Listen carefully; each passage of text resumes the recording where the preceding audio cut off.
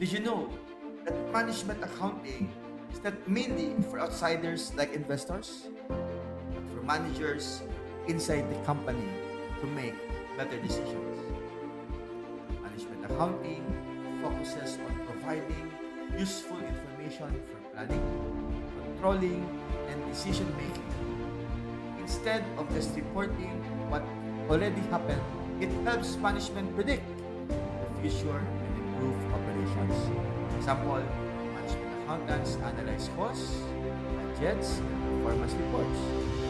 They might ask questions like, should we produce more units? Which product is more profitable? Are we meeting our budget targets?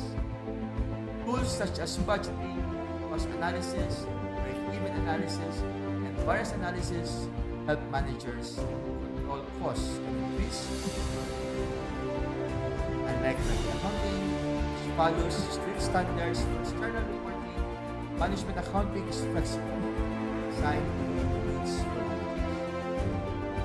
Remember, management accounting reports pass to outsiders. Management accounting helps managers in the future. This is 1 minute and one accounting lesson.